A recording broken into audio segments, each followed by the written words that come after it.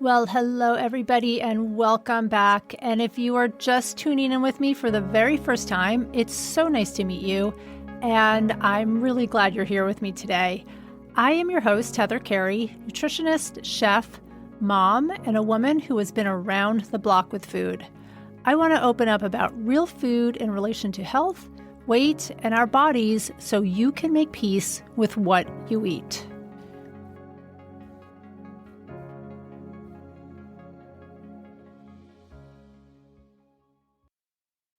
Hey, everybody, and welcome back to the Real Food Stories podcast. Today, I am with Heather Fusilier, and Heather is a nationally board certified health and wellness coach who holds credentials as a wellness coach, certified tobacco treatment specialist, certified running coach. She is an author, a trainer, and employee well-being consultant.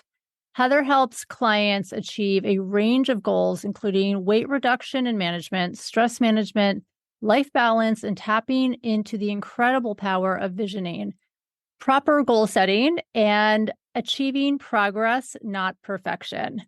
But before all of her coaching certifications and help with people, Heather had her own personal story of experiencing overweight, being undernourished, stressed out, and fed up. She felt like she did everything right, but could never achieve her fitness goals.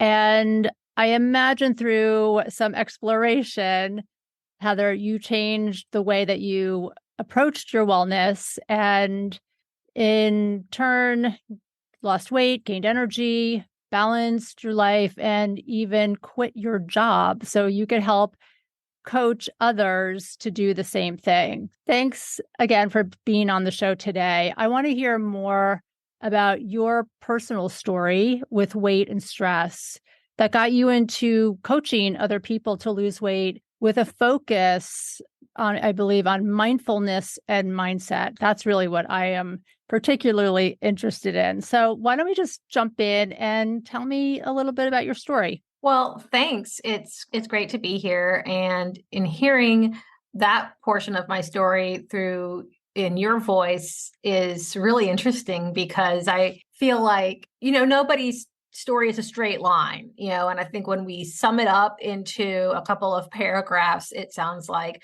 oh, well, and I just did this, and then I just did that, and then poof, everything was better. And we all know there's a lot more to the story than that. But yeah, I mean, when I was so frustrated, felt like I was doing all the right things and really had this vision of really being super fit. That was my goal. I've always been fascinated by the human body and the potential that we have, especially in sports and athletics, like watching the Olympics and seeing the gymnasts and what they can do with dedication and work. I really admired that and I wanted to emulate that. But I felt like I was working really, really, really hard and doing all of the quote right things, and it just wasn't happening for me. And that was difficult for me to accept that might not be part of what my body was going to do. And so I reinterpreted what health and fitness meant and redefined it.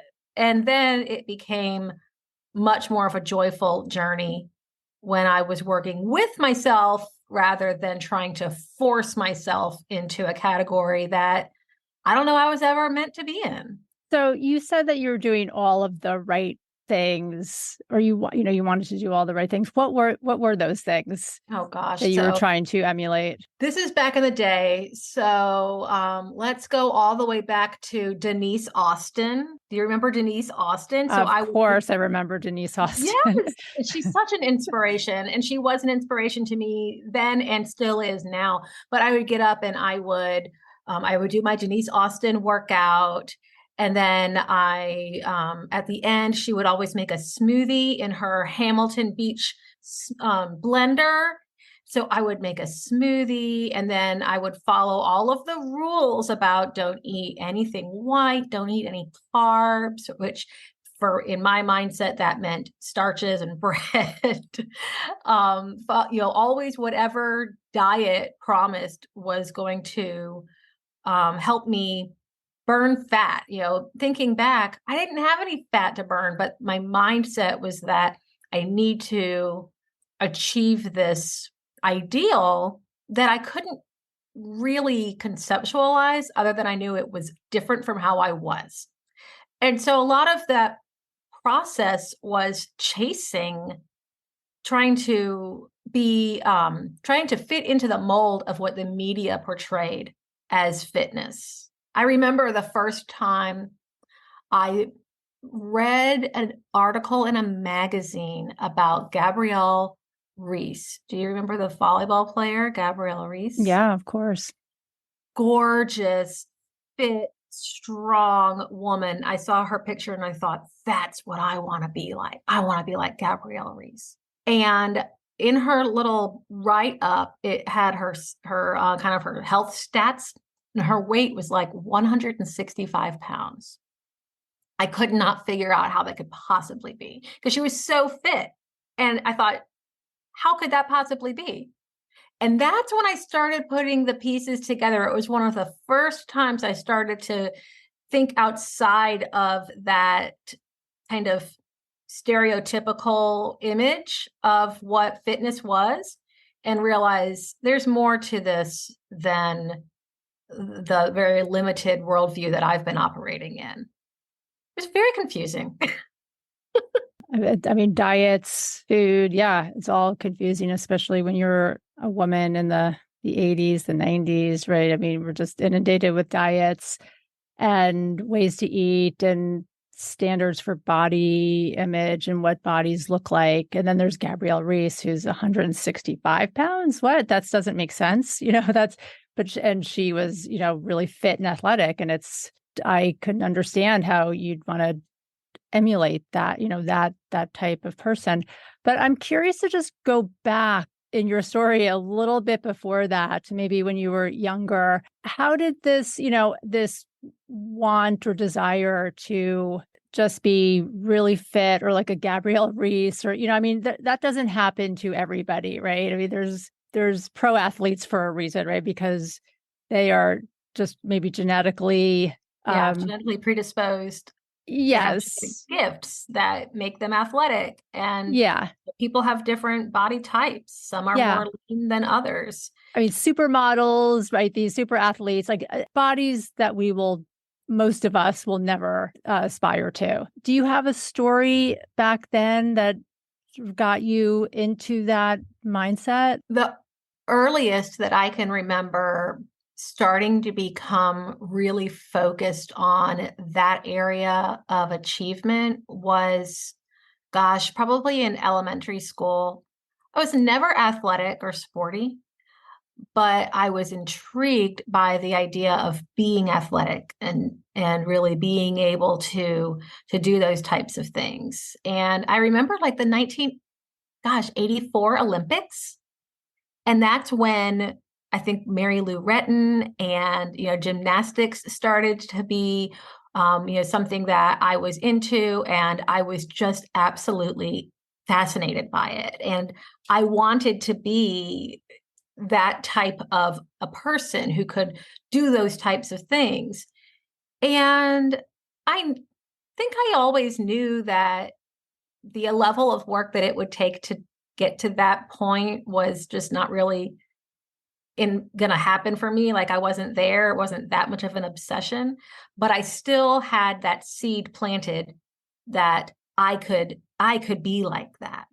But unfortunately for me, it didn't go to a healthy place. It went to a place that was kind of like, it started to become more and more prevalent in my thought processes, to the point where I started, I'm not somebody who has a lot of limiting thoughts to begin with. I have a pretty big interpretation of what I'm able to achieve. And so it did feel very achievable that if I just keep working and I just keep, following these rules, then I'll be like Mary Lou Retton too. And I'll be super fit and strong, and I can do all of those things as well. Yeah, I understand that. I remember feeling too, I was not that athletic growing up, and so I didn't I was of course I was on and off diets, for like half my life, but I didn't ever want to be like a waif, like model thin like that. But I wanted to be in shape, or like whatever. What I'm trying to remember what we used to call it back then. I guess it was like in shape or strong, or to, Fit more or like toned, fit, we would probably say toned. toned. And I think that when it comes to these types of disordered eating patterns and thought processes, it's hard to pin down because it's just part of you. My brain always thought that way, and I don't really remember ever thinking otherwise. Yeah, I just had a brain that automatically went to what's the ideal, what's the pinnacle, am I at that point now? Then how do I get there? In the categories that I was interested in. And I don't know whether other people who have similar issues that I have share that experience, but that's just how my brain works. So you mentioned disordered eating. What type of eating issues do you feel like were coming up for you? For me, I was very much in a restrictive eating pattern that would backfire into overeating.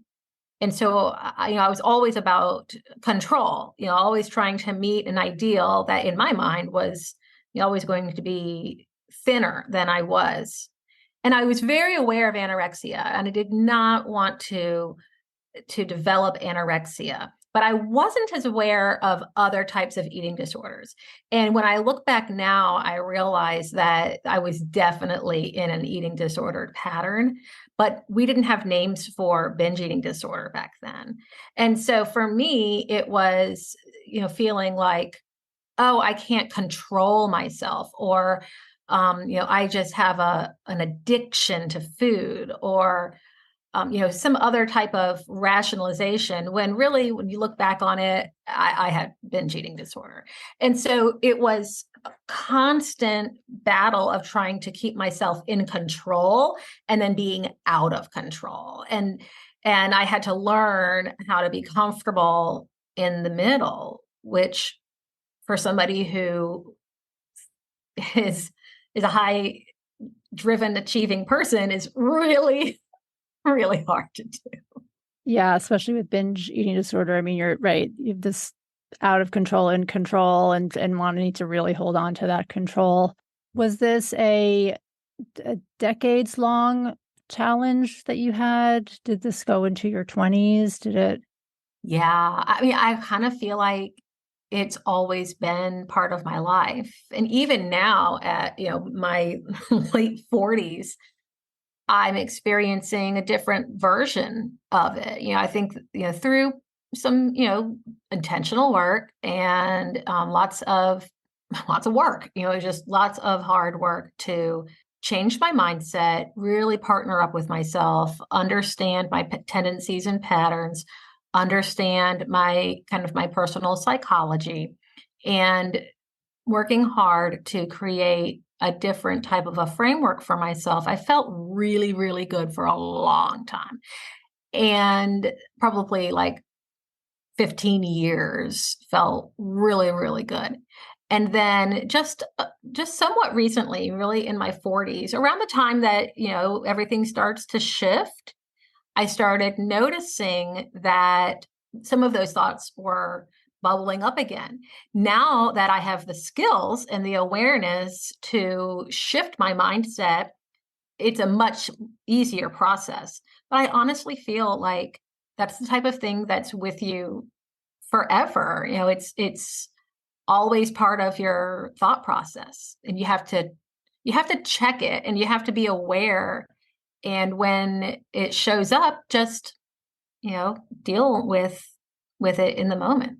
Yeah, I understand that. I mean, I grew up a very emotional eater. I definitely ate in reaction to big, scary things going on in my life. So it's something that really doesn't, I think, ever go away fully. It doesn't dominate my life now. And I have tools to help me, like mindfulness and mindset and things like that. But it's something that almost you have to practice daily.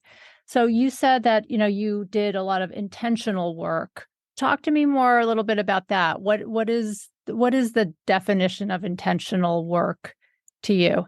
The definition of intentional work to me is seeking out resources that are going to help me get to a different place.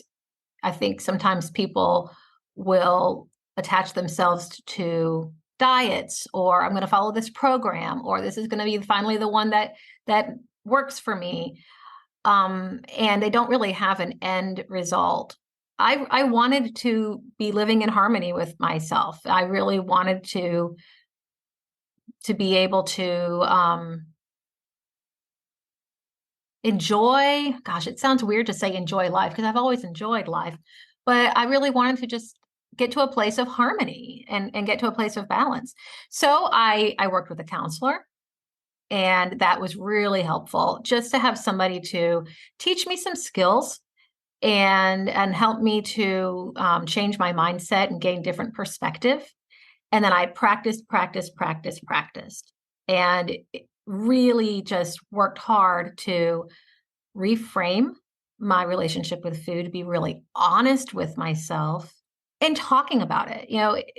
Talking about having an eating disorder is not the easiest thing to do, especially as an adult, because I think people really think of that as being a teenage thing, but it's not. And I know that there are a lot of other women who are in my shoes. And I know that firsthand because I have worked with hundreds and hundreds of people in my 15 plus year coaching career who have told me similar stories to mine. But not very many people really talk openly about what it's like to have this experience and to not feel like it's some type of a shame isn't the right word, but shortcoming. It's not. It's just part of psychology. It's just a brain thing. And when you can look at it that way, it becomes a lot easier to be intentional about creating a different path and then choosing that path every day. And, kind of knowing that it might be scary, it might be weird, it might not always be very well lit, but it is the path to stay on. Yes, I think practicing every single day, not as in I have to do this again. Today is another 24 hours and I have to, but I think when you hook into mindful eating, like it's just something that kind of runs in the background. I don't know if that makes sense to you, but like for me, that's how it's just, like I'm constantly just in touch with my hunger, my physical hunger, my emotional hunger. Am I doing this because I'm having a bad day, or am I genuinely hungry? And if I'm hungry, I'm going to honor that hunger and eat. But I wanted to mention something too, or just go back to something that you said that, you got into your 40s. So like, you had a number of years where like things were sort of settled, and then you got into your 40s and things started coming back up. And I think that's such a great point and something I agree with. I want to keep that conversation open more and really be talking about this more, because I do think that a lot of women have disordered eating right in their 20s or teens stuff, and then it might go, maybe have learned to manage, or it goes dormant a little bit, or you have kids now and your focus is out there. And then by their 40s, the perimenopause, menopause, we are going through such an incredible change in our bodies, and women are gaining weight or either you're gaining weight or your weight's distributing, and you have maybe more weight in your belly, and it's really confusing because now you are feeling out of control again. of your body.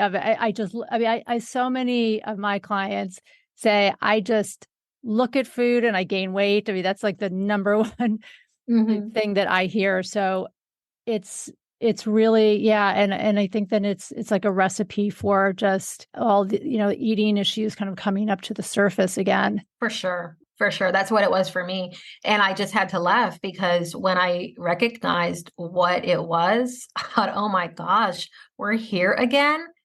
And part of my reaction was, gosh, it really is still about control, because when your body starts changing with no participation on your part, that is very frustrating. And then you want to be this enlightened person who's like, oh, it's fine. I'm just aging. This is the way my body ages. And I think like 75% of me is there. But there's always that part that's always been there that's like, this can't happen, fix it. But I think that the motivation is different. When I was younger, the motivation was the size of my body. Now the motivation is my personal well-being. I'm not as hung up on the size of my body as I used to be, but I am completely committed to my personal mental and emotional well-being. And I just don't want to go back to that way of life of all the circular thinking and the second guessing and the self-doubting, the amount of energy that's wasted thinking about food. I'm just not willing to do that anymore. And so when I started noticing, oh my gosh, we're here again, I do not want to deal with this.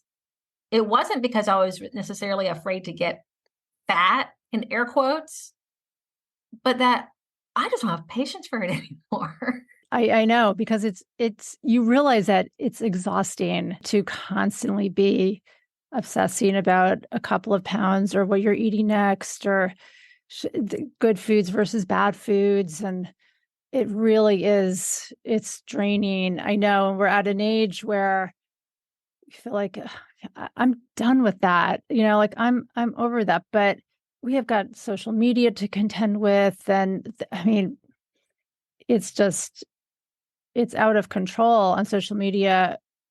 The ads targeted towards women in perimenopause and menopause, and how we have to lose weight, and like you have to get rid of your belly fat. And it's just, we are at a very unfair advantage, just a big disadvantage with just as women in our 40s and 50s.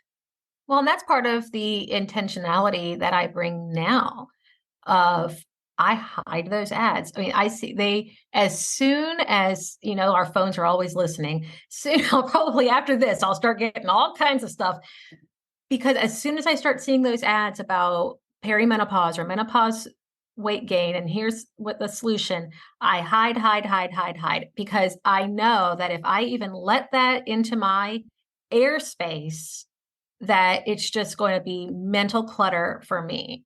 But that's a proactive thing that we have to be intentional about, curating our own media diet of what we let in.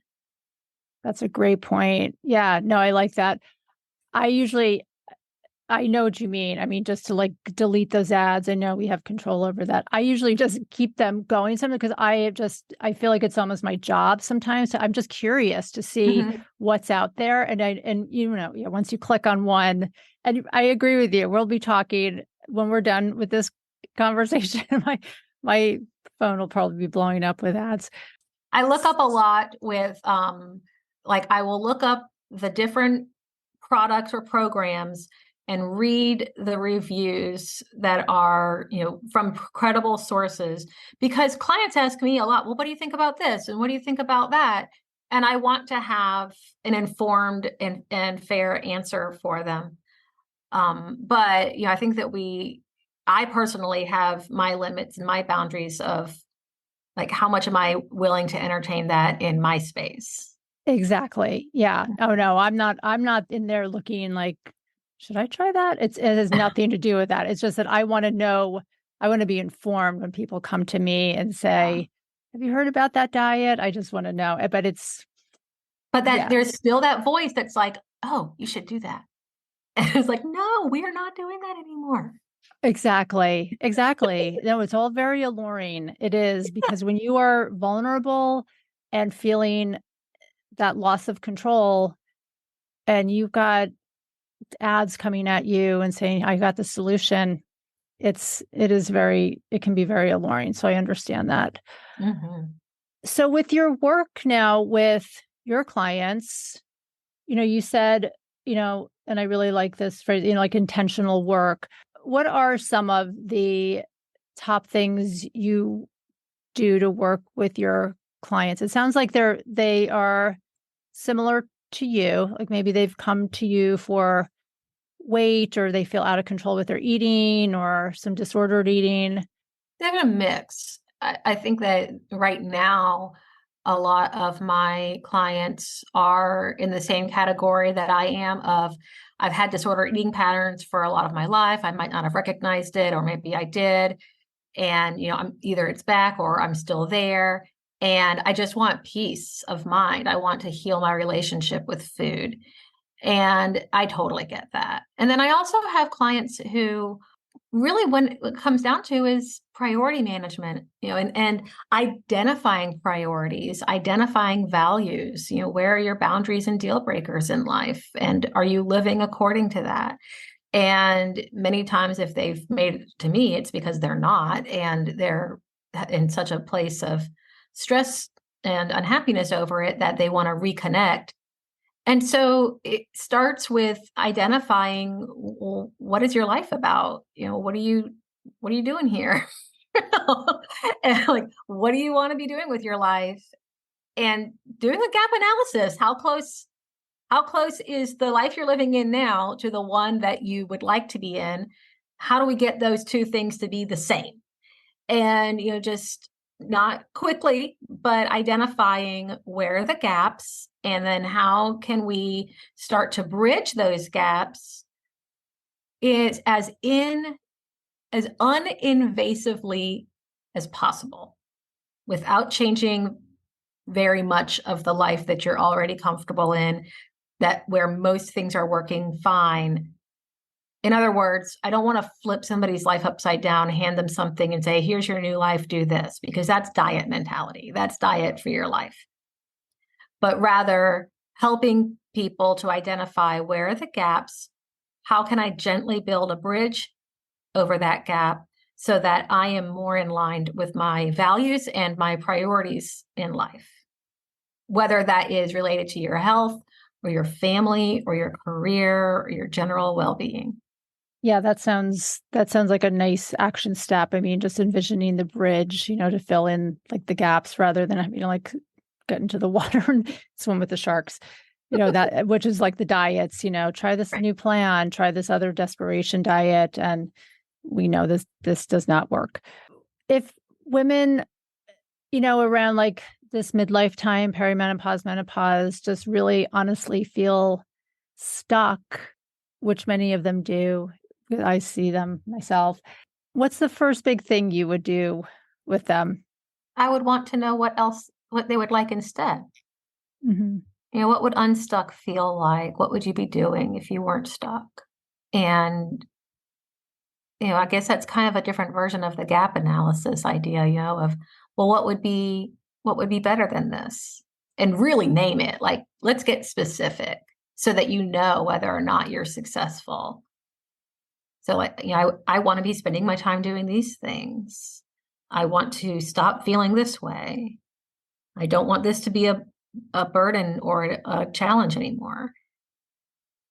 And then we can start getting some ideas, because until we know really what's the goal, how do you want to be living, then we're just spitballing ideas. You can do that with your friend. You don't need me for that. Right, right. Yeah. The word mindfulness, I mean, that whole theory around mindful, there's even magazines I've noticed in grocery stores called like mindful living or things like that. Tell me about your relationship with mindfulness and mindful eating, because for me, that was the ultimate game changer. When I discovered when mindfulness around food, and this is years ago, but this was a really radical concept for me, because even though I went to graduate school for nutrition, clinical nutrition, they never taught us about mindfulness. They taught us about fat grams and carbs and how to count calories and BMIs and all of that. They never mentioned mindfulness, mindset, compassion, any of these other, like, which I consider like the foundation to weight loss or just healthy eating and living. And it's the difference between being on a diet and being just eating for the rest of your life happily and at peace with your food. So what's your take on mindful eating specifically, just with food and weight and diets? For me, mindfulness was a game changer for me as well. And I think the reason is because it put my hands back on the steering wheel. And I was charting my own course driven by different motivators than I had been before. Whereas before, it had been about follow these instructions, you do these things, this is the map to get to where you want to be. Everybody follows this map. If it doesn't work for you, you must be doing it wrong. Whereas that was mindless. That was, I am not thinking at all. I am only following directions, and I'm doing what it says, regardless of whether that feels authentic to me. Mindfulness is the complete opposite of that. It's deciding where you want to go and having the, I'd say, courage, but then also confidence that you don't necessarily need a step-by-step instruction guide to get there, that you can start with one step forward and then decide what's the next step and what's the step after that. And you have the skills within yourself through all of your life experiences, plus things you haven't even tapped into yet, to be able to make that decision for yourself. And so it puts you in the driver's seat to where, even though we're not in control of the circumstances of our life, we're always in the position to be in charge. And I think that is a really powerful place to be at any stage of your life, because we have so much noise around us telling us what we should be doing, or opportunities to compare ourselves to what other people are doing.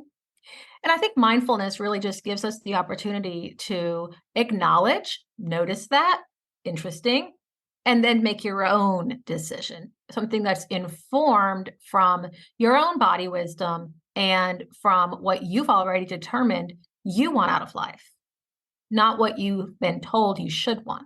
Right. Yes. I mean, that takes the shoulds out of life, because you are ultimately in charge of all the decisions you make around food.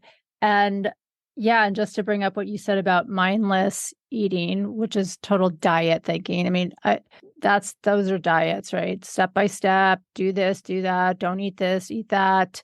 Anyone could do that for 30 days. I mean, we can all suck it up and do that. But the game changer is being mindful, because that's what's going to keep you going for the long term, right? To just always be checking in with yourself. What do I want today? What do I want to eat? What am I in the mood for? What tastes good?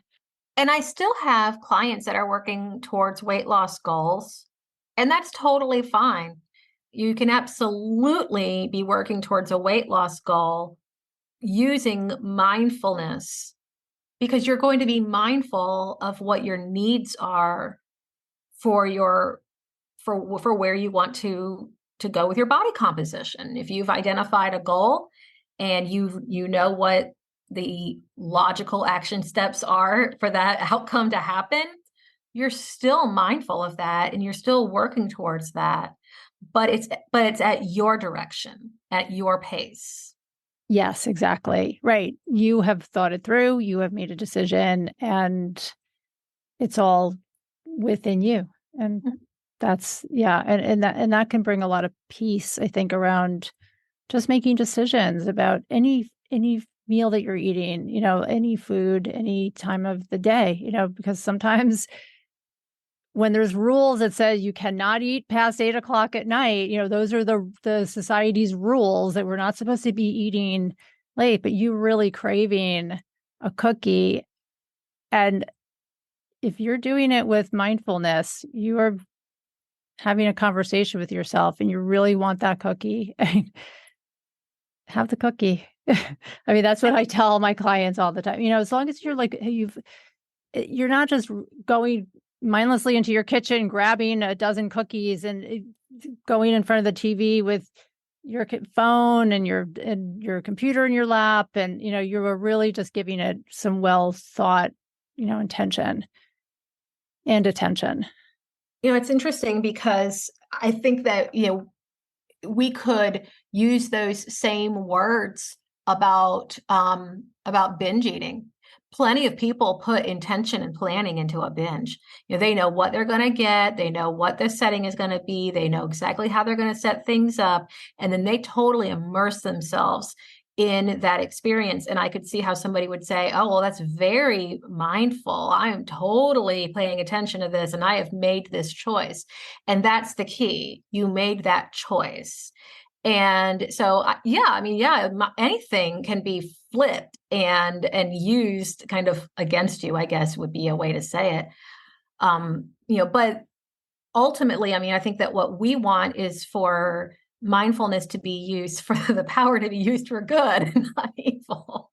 And that you're really being true to yourself about what you really want out of life. And is that truly the path that will get you to what you've decided that you want and that you're committed to?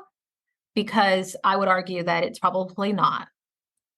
Yeah, that's a great point. And to just reiterate, right, that's something like a binge could definitely take a lot of mindful planning and setup and everything. And that's could be confused with attention and intention. Yeah. And so I think that's not where, right. I think Right.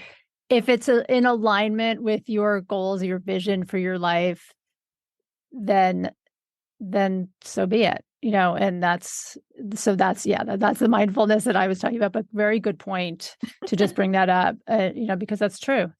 Yeah. Anything can be mindful, I guess. Alcohol, drugs, whatever I guess you could do it with mindfulness. Yeah. But if it's, as long as it's in alignment with your, like the vision, the long-term vision that you have for yourself.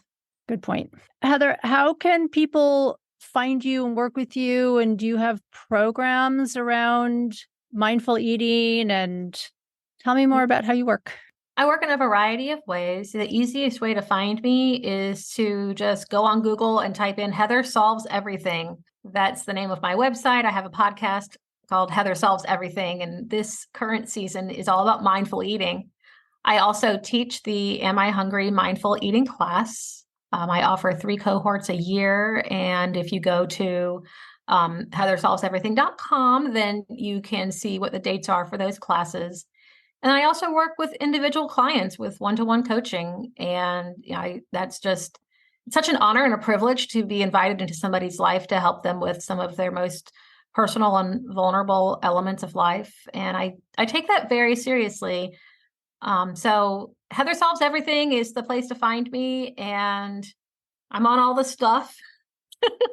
And I love engaging with people who are curious about what they could do with their life, and especially if they want to work with somebody who has been there and understands what they're going through.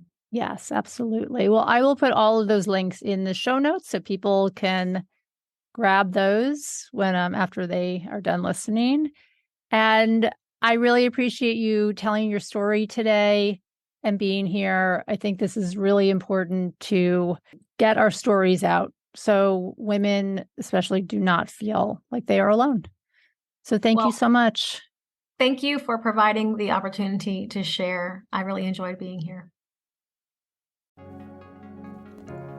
And as always, if you loved this podcast, please consider gifting me with a 5-star review. It is so helpful for me to get the word out on real eating, our real bodies, and real food stories. Thank you so much and have a great week. Bye for now.